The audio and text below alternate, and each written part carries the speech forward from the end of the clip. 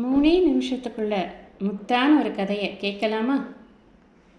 எல்லாருக்கும் தெரியும் தசரத சக்கரவர்த்தி. அவருக்கு பெரிய ராஜ்யம் இருந்தது.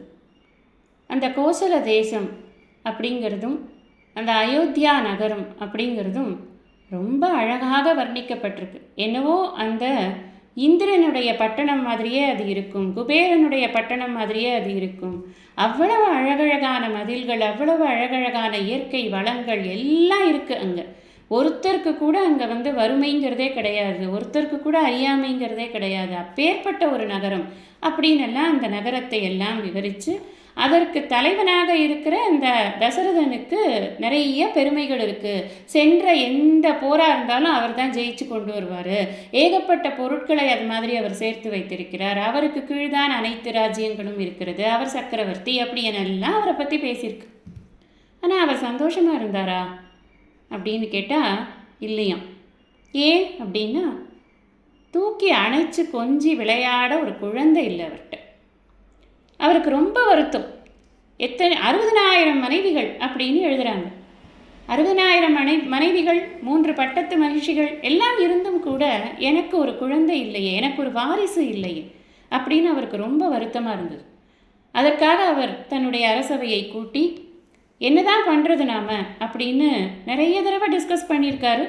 ஒரு சமயம் அந்த டிஸ்கஷன் நடக்கிறச்சே என்ன சொல்லியிருக்காங்க அப்படின்னா, நீங்கள் ஒரு புத்திரகாமேஷ்டி யாகம் பண்ணுங்கள்.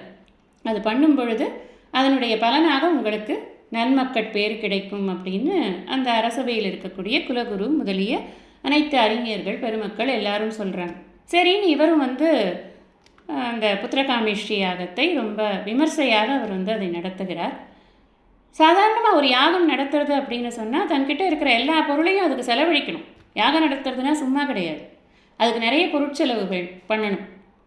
எல்லா பொருளையும் செலவழித்து அந்த யாகத்தை நடத்தும் பொழுது முக்கியமானது என்ன அப்படின்னா, இந்த பொருள் பெருசு இல்லை, இந்த யாகத்தினால நான் என்ன எதிர்பார்க்கிறேனோ கிடைக்க போகிறதே அதுதான் பெருசு அப்படிங்கிற எண்ணம் நமக்கு இருக்கணும்.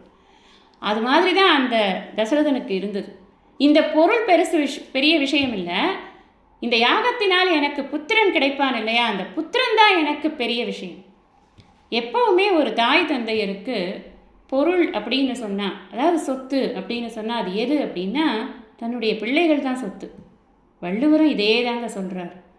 தம் பொருள் என்ப தம் மக்கள், அவர் பொருள் தம் தம் வினையான் வரும்.